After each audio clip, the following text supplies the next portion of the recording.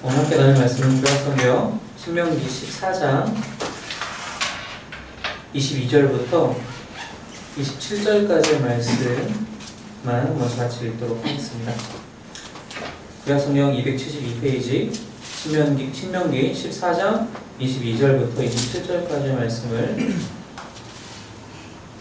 저 여러분이 교독하도록 하겠습니다. 제가 먼저 14장 22절 말씀 읽겠습니다. 너는 마땅히 매년 토지 소산의 11조를 드릴 것이며 네 하나님 여호와 곧 여호와께서 그의 이름을 두시려고 택하신 곳에서 내 곡식과 포도주와 기름의 11조를 먹으며 또 내 소와 양의 처음 난 것을 먹고 내 하나님 여호와와 경외하기를 항상 배울 것이니라. 그러나 내 하나님 여호와께서 자기의 이름을 두시려고 택하신 곳이 내게서 너무 멀고 행로가 어려워서 내 하나님 여호와께서 그 풍부히 주신 것을 가져갈 수 없거든. 그것을 돈으로 바꾸어 그 돈을 쌓아가지고 내 하나님 여호와께서 택하신 곳으로 가서 내 마음에 원하는 모든 것을 그 돈으로 사되 소나 양이나 포도주나 독주 등 내 마음에 원하는 모든 것을 구하고 거기 내 하나님 여호와 앞에서 너와 내 권속이 함께 먹고 즐거워할 것이며 내 성읍에 거주하는 레위인은 너희 중에 금빛이나 기업이 없는 자이니 또한 저버리지 말지니라. 아멘. 그리고 제가 오늘 함께 다루려고 하는 본문은 그 14장 22절 말씀부터 16장 17절까지의 말씀인데요. 길어서 다 읽지는 않겠는데, 그래서 신명기 12장 이후부터 말씀드렸듯이 세 번째 설교는 10계명에 대해서 한 가지씩 좀 더 확장된 범위로 어떻게 하면은 그것을 그 10계명의 원래의 뜻을, 그 본질을 잘 기억하면서 살아갈 수 있을 것인가, 그러한 좀 더 디테일하고 확장된 율법이라고 이제 서두에 시작하면서 말씀드렸는데, 오늘은 네 번째 그 말씀이 지나오면서 네 번째 시간이죠. 당연히 그러면 10계명에서 네 번째 계명을 이제 이야기하는 것이죠. 10계명에서의 네 번째 계명은 다들 아시다시피 안식일에 대한 이야기입니다. 근데 지금 이 본문, 지금 방금 읽은 본문은 11조에 대한 이야기가 나오고요. 읽지는 않았지만 그 뒤에 나온 이제 28절과 29절도 역시 11조에 대한 얘기예요. 근데 조금 달라요. 그리고 15장에서는 어떤 이야기가 나오냐면은 채무에 대해서 어떻게 면제할 것인가에 대한 이야기가 나와요. 그것이 이제 15장 1절부터 그다음에 11절까지 나오고 12절부터는 종에 대해서 어떻게 자유를 줄 것인가에 대한 이야기가 나오고 19절부터는 처음 난 그 소와 양의 새끼들에 대해서, 이것도 사실 11조에 연결이 되는 것인데 그것이 그 이야기가 나오고요. 16장 1절부터 17절까지의 말씀에서는 이스라엘이 지켜야 하는 3대 절기, 우리로 치면 명절이죠. 6월절과 7.7절과 초막절에 대한 이야기가 나옵니다. 근데 이러한 이야기들이 왜 안식일과 관련이 있느냐, 그 생각을 우리가 좀 먼저 해봐야 돼요. 그리고 이 안에서 어떠한 공통점이 있느냐. 우리가 안식일에 대해서 잘 알고 있잖아요. 우리가 안식일을 딱 들으면 일주일에 하루는 쉬는 것이다. 가장 단편적으로 이야기하면 그렇게 돼요. 그죠? 실제로 안식일에 대해서 어떻게 이야기하는지 한번 신명기 5장으로 돌아가서 한번 같이 읽어봅시다. 신명기 5장 12절부터 15절까지의 말씀. 신명기 5장 12절부터 15절까지의 말씀이 안식일에 대한 네 번째 계명인데 함께 읽겠습니다. 시작. 내 하나님 여호와가 내게 명령한 대로 안식일을 지켜 거룩하게 하라. 엿새 동안은 힘써 내 모든 일을 행할 것이나 일곱째 날은 내 하나님 여호와의 안식일인즉 너나 내 아들이나 내 딸이나 내 남종이나 내 여종이나 내 소나 내 나귀나 내 모든 가축이나 내 문 안에 규하는 객이라도 아무 일도 하지 못하게 하고 내 남종이나 내 여종에게 너같이 안식하게 할지니라. 너는 기억하라. 내가 애굽 땅에서 종이 되었더니 내 하나님 여호와가 강한 손과 편팔로 거기서 너를 인도하여 내었나니 그러므로 내 하나님 여호와가 내게 명령하여 안식일을 지키라 하니라. 이게 이제 안식일에 대한 계명이에요. 물론 첫 번째 계명은 그 출애굽기 20장에서 등장하지만 여기서 다시 한번 나오게 되는 거죠. 근데 여기서 잘 생각해봐야 될 것이 뭐냐면은 이 안식일 규정을 왜 이렇게 지켜야 하는가예요. 근데 이 지켜야 되는 이유가 이 10계명 자체에서의 이유가 15절에 나오는데 기억해야 하기 때문이에요. 무엇을 기억해야 되느냐? 이들이 출애굽한 백성이라는 것을, 그리고 그 출애굽을 여호와 하나님께서 시켜주셨다는 사실을 기억해야 하는 거예요. 즉 기억을 위해서 이 일들을 행하는 거예요. 무언가를 사람에게 가르치거나 뭐 교육하거나 기억하기 위해 제일 좋은 방법 중 하나가 주기적으로 그것을 반복하거나 떠올리거나 가르치는 거예요. 아이들을 가르치다 보면은 한 번 무언가를 가르치면요 그것에 대한 기억력이 쭉 시간이 지나서 하얀 곡선을 이뤄요. 근데 그게 이제 복습이 주기적으로 이루어지면은 그게 하얀 곡선이 절대로 밑으로 떨어지지가 않게 되거든요. 이론적으로는 물론 그래요. 아이들마다 차이는 있겠지만 이론적으로는 그래요. 즉 주기적으로 교육이 필요하다는 거예요. 즉 안식일이라는 것은 물론 하나님께서 천지를 창조하실 때 그 이야기도 출애굽기에서는 얘기를 하지만 6일, 7일에 한 번씩 주기적으로 이것을 기억하고 행함으로써 무언가를 배워야 한다는 거예요. 근데 오늘 우리가 방금 읽었던 14장 22절부터의 말씀 그리고 읽진 않았지만 16장 17절까지의 말씀이 여러 가지 주제를 갖고 있지만 공통점이 무엇이냐면은 주기를 갖고 있다는 거예요. 어떤 주기냐? 우리가 방금 읽었던 14장 22절부터 27절까지의 말씀은 11조에 대한 것인데 특별히 어떤 11조냐? 매년 22절에 매년 토지소산의 11조를 얘기하고 있어요.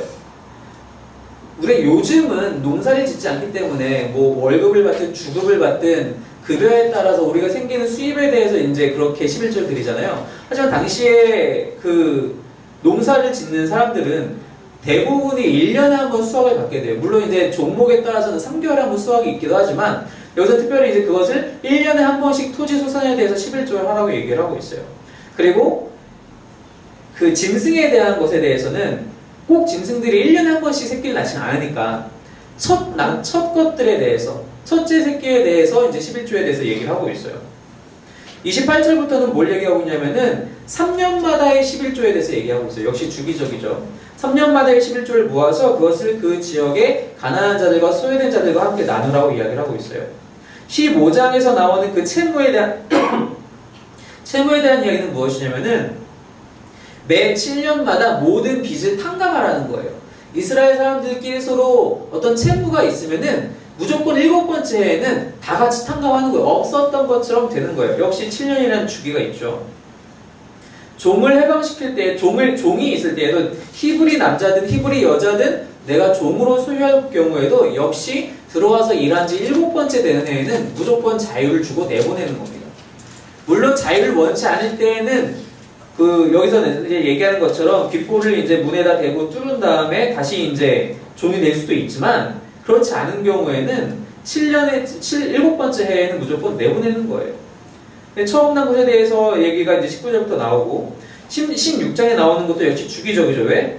6월절 1년에 한 번씩 지키잖아요. 16장 1절에 보니까 아비벌을 지키라고 얘기하고 있어요. 아비벌은 이제 봄 정도의 이제 계절을 얘기하는 우리로 치면 한 3월 정도를 이제 얘기를 하는 건데 그 아비벌이라는 것을 매년에 한 번씩 지킨다는 거죠. 16장 9절에 보면은 그리고 나서 7주를 센다고 그래요. 즉 6월절을 지키고 나서 7주를 세는 거예요. 그럼 당연히 이 77절 역시 6월절과 마찬가지로 매년 이루어진다는 얘기죠. 6월절이 있는 해에는 항상 있어야 되는 거니까. 13절에 보니까 타작마당과 포도주 틀에 소출을 거두어 드린 후에 그리고 나서 초막절을 지키게 되는데 역시 이러한 소출도 매년 있는 거기 때문에 당연히 이 초막절 역시 매년 지키는 것이죠. 즉 주기적으로 이러한 일들을 행한다는 데 있어서 안식일과의 공통점이 있어요. 즉 주기적으로 이들이 무언가를 배워야 하고 기억해야 한다는 겁니다. 그게 무엇이냐? 11조와 채무에 대한 규정과 종에 대한 이야기 이 세 가지를 통해서 우리가 뭘 생각할 수 있냐면은 바로 소외된 자들에 대해서 어떻게 행할 것인가 얘기를 하고 있다는 겁니다. 자, 이제 이 신명기 이야기를 하면서 우리 함께 나누면서 율법의 기저에 깔려있는 것이 하나님께서 갖고 계시는 소외된 자들을 향한 관심, 지극히 크신 관심에 대해서 제가 말씀을 드렸었는데 역시 여기서도 그대로 드러나요. 이 이야기를 하려면은 안식일에 대해서 좀 다시 한번 생각을 해봐야 돼요. 안식일이라는 것은 뭐죠? 처음 안식은 언제 생겨나죠? 하나님이 천지를 창조하시고 7째 날 쉬셨다고 말씀을 하고 있어요. 창세기에 보면은 6일 동안 천지를 창조를 하세요. 창세기 1장을 보면 창조를 하세요. 그리고 나서 하나님 그 모든 것들 다 창조하신 다음에 보시기 심히 좋았더라. 그렇다는 건 완벽하다는 거, 더 이상 무언가를 하나님께서 하실 필요가 없다는 거예요. 하나님이 일을 하실 필요가 없기 때문에 하나님이 쉬시는 거예요. 그것이 안식이에요. 일곱 번째 날 쉬시고 여덟 번째 날 다시 일을 하신 것이 아니라 그 뒤로도 일하실 필요가 없는 거예요. 왜? 완벽한 세상, 완전한 하나님의 나라이기 때문에 그렇습니다. 근데 그것이 언제 깨지죠? 아담의 불순종으로 해서 깨어져요. 아담의 불순종으로 말미암아 그 법을 어김으로써 아담이 자신이 스스로 왕이, 즉 하나님이 하려고 하는 그 찬탈 행위가 벌어지게 되죠. 그러면서 왕도 잃게 되고 에덴에서 쫓겨나면서 땅도 잃게 돼요. 이제부터 하나님이 이제 일을 하셔야 되는 시기가 온 거예요. 그 완전했던 하나님의 나라가 깨어졌기 때문에. 즉 안식이 끝난 겁니다. 하나님의 안식이 끝난 거예요. 하나님이 이제 일하셔야 돼요. 근데 하나님은 어떤 방식으로 일을 하시느냐? 다시 이것이 회복되기 위해서, 사람과 하나님 사이의 관계가 다시 회복되기 위해서, 그 나라가 회복되기 위해서 일을 하시는데 그 목표 지점이 바로 샬롬이라는 것입니다. 샬롬, 우리가 알고 있다시피 그 뜻이 무엇이죠? 화평, 평안, 평화. 이것을 위해서 하나님이 일을 하시는 거예요. 근데 왜 율법에서는 실제로 완성되지 않았는데도 불구하고 이 안식일 기념하라고 얘기하느냐? 언젠가 분명히 하나님은 완성하실 것이기 때문입니다. 마지막 날에 분명히 하나님은 당신의 날을 완성하실 거예요. 그래서 다 하나님이 다시 안식하시는 그날이 분명히 올 거란 겁니다. 그날을 이전의 날을 생각하면서 그날을 기대하라는 거예요. 이전에 아담이 타락하기 전에 하나님이 안식하셨던 그 완벽한 나라를 기억하면서, 과거를 기억하면서 미래에 하나님이 그것을 다시 완성하시고 다시 하나님의 안식에 들어가실 그날을 기대하고 기다리면서 그 안식을 지키라는 거예요. 그렇게 기억하고 그날을 위해서 살아가라는 겁니다. 그래서 그날을 위해서 살아가기 위해서 이들이 샬롬의 정신을 가지고 샬롬을 이루기 위해서 살아가야 되는데, 그것이 바로 소외된 자들을 향해서 이들이 어떻게 할 것이냐. 11조 이야기를 우리가 봤는데, 레위기와 민수기에서는 11조에 대해서 얘기할 때 뭐라고 얘기하냐면은 그것을 레위인들한테 드리라고 얘기를 해요. 그리고 그것을 성전 혹은 성막을 위해서 사용하라고 얘기를 합니다. 그런데 여기 11조, 신명기에서 나온 11조는 드리는 사람이 다 먹게 돼요. 23절, 14장, 24절 방금 읽은 부분을 보니까 택하신 곳에서 내 곡식과 포도주와 기름의 11조를 먹으며 소와 양의 처음 난 것도 먹어라. 갖고 갈 수 없으면 돈으로 바꿔 가지고 가서 그곳에서 다시 그 돈으로 구입해서 너와 내 권속이 다 먹어라. 레위인도 다 같이 먹어라. 3년마다의 11조는 다 모아서 성읍에 다 모아가지고 레위인, 거류하는 객과 고아와 과부들과 다 먹고 함께 배불러라. 11조의 사용법이 소외된 자들을 위해서 나오겠다는 얘기예요. 우리가 지난번에 새신자반을 주일 오후에 하면서 거기서 이제 그리스도인의 교회 생활에서도 이 얘기가 잠깐 나왔었는데, 소와 양의 처음 난 것을 갖고 가서 먹으려고 치면 이것은 제주 혼자 혹은 제주의 가족만 먹을 수는 없어요. 정말 양이 많잖아요. 말 그대로 다 같이 불러 모아서 먹으라는 거예요. 어려운 자들과 함께 나누라는 겁니다. 그래서 그들에게 샬롬이 전해질 수 있도록, 그들에게 하나님의 은혜가 나를 통로로 해서 흘러갈 수 있도록 함께 누리라는 거예요. 지역에 있는 모든 사람들이 그 3년마다의 11조를 통해서 함께 그것을 누릴 수 있도록. 근데 이것이 점점점 지나면서 그렇게 안 하죠. 이스라엘 백성들이. 마태복음을 한번 볼까요? 마태복음 23장 23절 말씀입니다.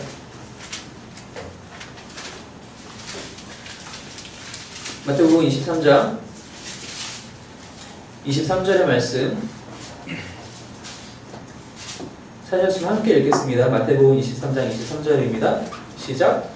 화 있을진저 외식하는 서기관들과 바리새인들이여, 너희가 박하와 회함과 근처의 11조를 드리되 율법에 더 중한 바 정의와 긍휼과 믿음은 버렸도다.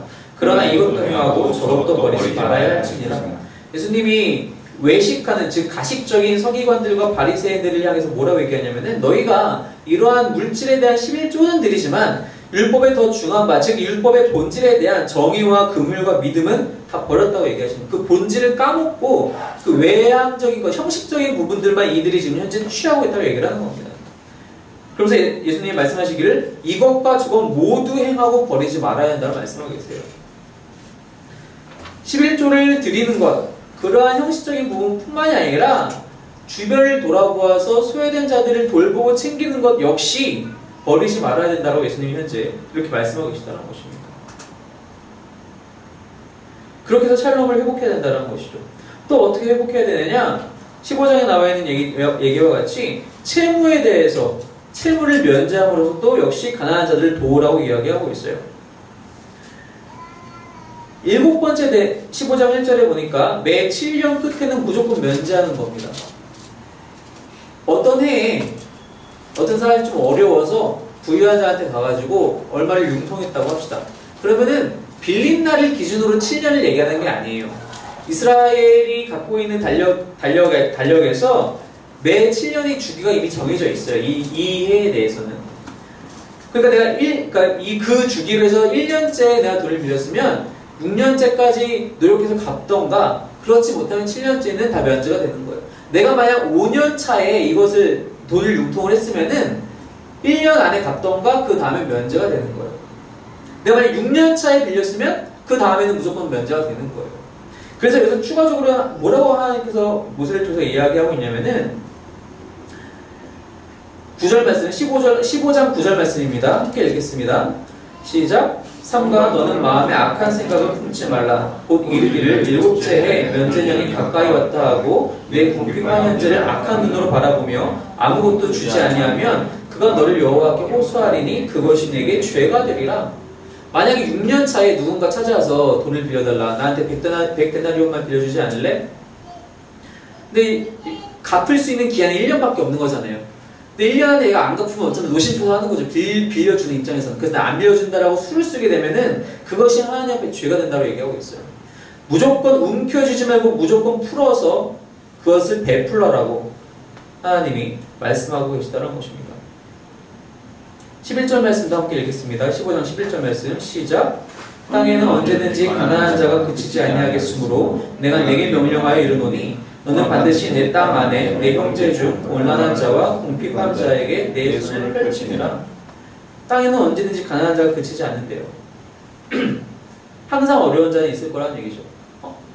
이것이 지금, 그런데 문제는 이것이 하나님 나라라고 하는 약속된 땅 가나안에 들어가서도 이런 일이 있다는 거예요. 약속된 땅인데 가난한 자가 생길 수밖에 없다고? 좀 앞뒤가 안 맞는 것 같아요. 하지만 여기서 이것이 가능한 이유는, 이런 말이 가능한 이유는 물질의 부요함이 하나님 나라에서 그 약속된 땅에서의 약속된 보장이 아니라는 겁니다. 하나님과 함께하는 것이 보장이지 하나님의 은혜가 보장된 것이지 물질의 부요함이 약속된 것이 아니라는 거예요. 그렇기 때문에 가난한 자가 있다 하더라도 여전히 약속된 땅이기 때문에 하나님의 은혜는 이들에게 흘러갈 수 있는데 그것이 나를 통해서 흘러갈 수 있어야 한다는 겁니다. 그렇게 해서 하나님의 샬롬을 회복하라는 겁니다. 예수님이 이것에 대해서 똑같이 이제 복음서에서 비유로 말씀하시잖아요. 1만 달란트를 빌린 사람과 또 그 사람에게 100데나리온을 빌린 사람. 제가 그 단위 환산이 잘 기억이 안 나가지고 검색을 해봤어요. 100데나리온은 우리가 알고 있다시피 한 데나리온은 하루치 일당이에요. 이제 요즘으로 치면 잘 쳐주면 10만 원이라고 생각하면 100데나리온이면 1000만 원 정도 하는 거죠. 1만 달란트는요, 달란트는 일단 그게 화폐 가치라기보다는 많이 쓰이는 게 무게예요, 무게. 약 34kg가 조금 넘어요. 근데 대부분 달란트 하면 금으로 얘기를 하거든요. 제가 오늘의 금시세, 한국에서의 금시세를 봤는데 1kg이요. 얼마였지? 1kg이? 일단 1만 달란트를 환산하면은 14조 5천억이 돼요.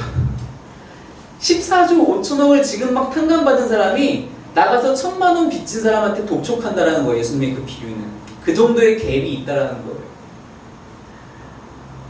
우리는 모두 하나님께 사랑을 빚진 자, 구원을 빚진 자예요. 그런데 우리가 나가서 그 조금을 우리에게 빚진 자들에게 독촉한다면, 그들에게 악을 행한다면 하나님도 역시 그것을 우리에게 죄로 본다고 하신다는 겁니다. 우리가 갖고 있는 것, 내 손 안에 움켜진 것조차도 하나님이 주신 은혜인데 그것을 내 것이냐 오해하고 그것을 풀지 않으면, 내 손을 펴지 않으면 하나님이 그것을 죄로 여기신다는 것입니다. 세 번째로 역시 종을 해방하는 것 역시 샬롬을 회복하는 것입니다. 7번째, 종으로 들어와서 섬기는 횟수가 7번째 해가 되면 무조건 그들에게는 자유가 주어져요. 그런데 그냥 자유가 주어지는 것이 아니라 그들에게 15장 13절에 보니까 그를 놓아 자유하게 할 때에는 빈손으로 가게 하지 말고 후히 줄지니 14절에 여호와께서 내게 복을 주신 대로 그에게 줄지니라. 그냥 조금 쥐어주고 하는 게 아니라 후히 쥐어주고 보내는 거예요. 종이라는 신분은 사실 급여가 없잖아요. 그냥 일하는 거예요. 먹여주고 재워주면 그게 주인이 종에게 할 수 있는 도리는 다 한 거예요. 그런데 그 당연히 쌓은 게 없잖아요. 6년 동안 퇴직금이라는 게 없어요. 종은 나갈 때 엄청나게 쥐어주고 자립할 수 있게 힘을 준 다음에 내보내라는 겁니다. 그럴 필요가 없는데도 그렇게 하라는 거예요. 하나님은. 왜 그렇게 해야 되느냐? 그래서 이들이 다시 나갔을 때 다시 누군가의 종으로 되지 않게 하게끔 하기 위한 것입니다. 이 일에 대해서 왜 이렇게 해야 되느냐? 그 15장 15절에서 얘기를 하고 있어요. 함께 읽겠습니다. 15장 15절 말씀입니다. 시작. 너는 애굽 땅에서 종되었던 것과 내 하나님 여호와께서 너를 속량하셨음을 기억하라. 그것으로 말미암아 내가 오늘 이같이 내게 명령하노라. 우리가 구원에 대해서 얘기를 할 때 구원은 무슨 어떤 위험한 상황으로부터의 구출만을 얘기하진 않아요. 성경에서 이야기하고 있는 구원은 그 구출은 기본이고 그리고 나서 신분의 회복까지 이루어지는 것입니다. 내가 죄의 멍에 구렁텅이에서 빠져있는 곳에서 나오는 것만 얘기하는 것이 아니라 하나님의 자녀까지 가는 거예요. 그래서 그 탕자의 비유에서 예수님이 말씀하실 때 그 탕자가 돼지 구덩이에서 돼지 우리에서 살다가 도망쳐 나오는 것으로 끝나는 것이 아니라 그 아버지가 그에게 옷을 입히고 반지를 끼우고 신발 신기고 해서 그의 위치를 복권시키잖아요. 아버지의 아들로서 다시 복권시키잖아요. 종의 상황에서 벗어났지만 그렇다고 해서 완전히 다 모든 것을 회복한 건 아니에요. 이 종에게 다시 다른 종이 되지 않기 위해서 물질을 후히 주고 자립할 수 있게끔, 그래서 이 사람의 사회적 위치가 회복될 수 있을 때까지 도와주는 것까지 하나님께서 말씀하고 계시다는 겁니다. 왜? 하나님이 이들을 애굽의 종에서 하나님의 백성으로 구원하셨기 때문입니다. 그럼 그것을 기억하여 이들에게 샬롬, 하나님의 평화를 함께 누릴 수 있게끔 하라는 것입니다. 이 이야기를 이스라엘만 배워야 되느냐? 그렇지 않죠, 당연히. 우리는 이것에 대해서 어떻게 이해를 해야 되는가? 우리 역시 우리의 삶에서 샬롬을 회복해야 한다는 것입니다. 그게 안식일의 정신이란 거예요. 샬롬을 어떻게 회복해야 되느냐? 생각해야 할 것은 두 가지 샬롬인데요. 한 가지는 하나님과 나와의 샬롬, 평안이고, 한 가지는 나와 이웃과의 샬롬, 평안입니다. 나와 하나님과의 샬롬은 이미 해결이 되었어요. 예수 그리스도의 십자가 사역으로 말미암아 이미 해결이 되었어요. 우리가 이 자리에 나와서 예배하고 있는 것이 바로 그 증거입니다. 그렇기 때문에 이 안에서도 이스라엘 백성들에게 이 이야기를 하고 있다는 것은 이미 구원받은 이스라엘에게 이야기를 하고 있다는 거예요. 하나님과의 샬롬은 이미 해결이 되었으니 이웃과의 샬롬에 대해서 너희가 철저히 지키라고 얘기하고 있다는 거예요. 우리가 항상 이런 얘기들을 하면 내가 그럼 하나님부터 잘 섬겨야겠다. 그것을 목매달다 보니까 이웃과의 샬롬, 소외된 자들을 돌보는 것에 대해서 우리는 자꾸 뒷전이 돼요. 그걸 먼저 행하시기 바랍니다. 예수님도 그렇게 말씀을 하세요. 마태복음 5장 말씀입니다.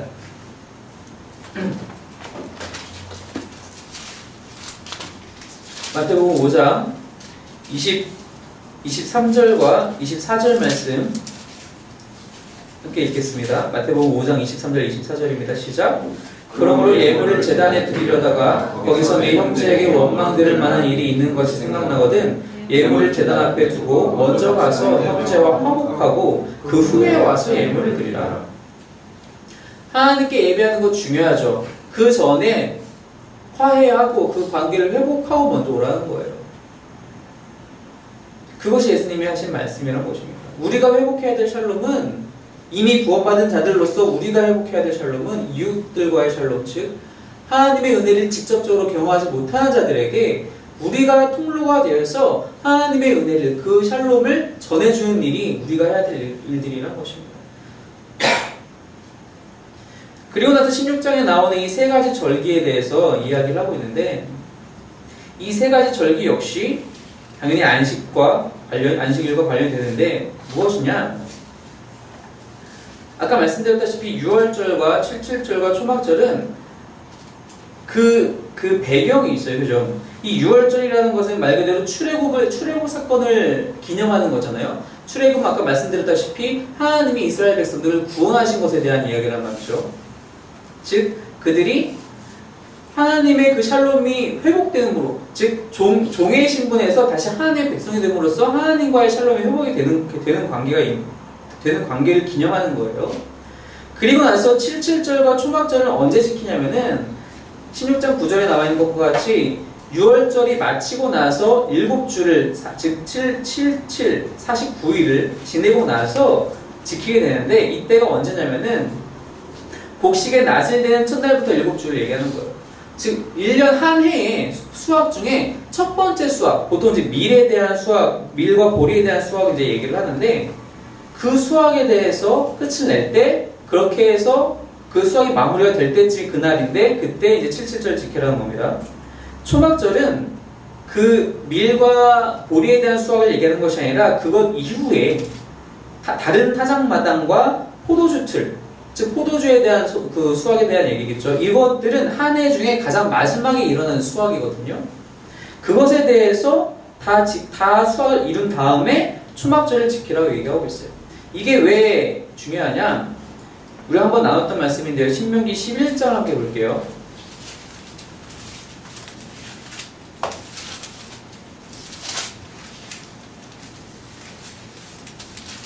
신명기 11장 10절 말씀, 10절에서 죄송합니다. 신명기 11장 14절 말씀 함께 볼게요. 14절 말씀 시작. 여호와께서 너희의 땅에 이른 비 늦은 비를 적당한 때에 내리시리니 너희가 곡식과 포도주와 기름을 얻을 것이요.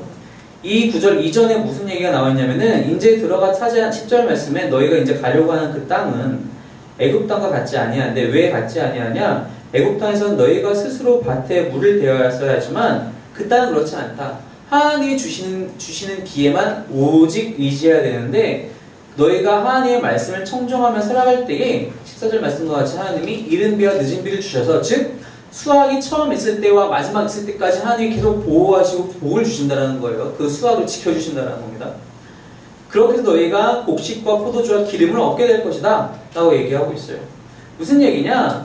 16장에서 이 77절과 초막절을 지킨다라는 것은 수확에 대해서 감사하는 거잖아요. 근데 그 수확이 있기까지 이들이 하나님께 전적으로 의지했을 때, 하나님의 은혜에만 전적으로 의지했을 때 그러한 수확이 가능하다는 것이고, 그래서 감사할 수 있다는 거예요.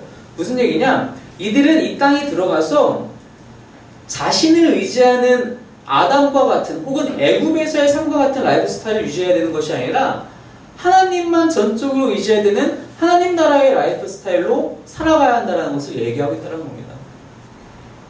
6월절, 77절, 초막절을 지키는 것은 그들의 라이프 스타일이 완벽하게 바뀌는 것을, 완전히 뒤바뀌는 것을 전제로 하고 있다는 거예요. 그 이야기를 지금 여기서 하고 있다는 겁니다. 그게 하나님께서 원하시는 안식일의 본질이라는 겁니다.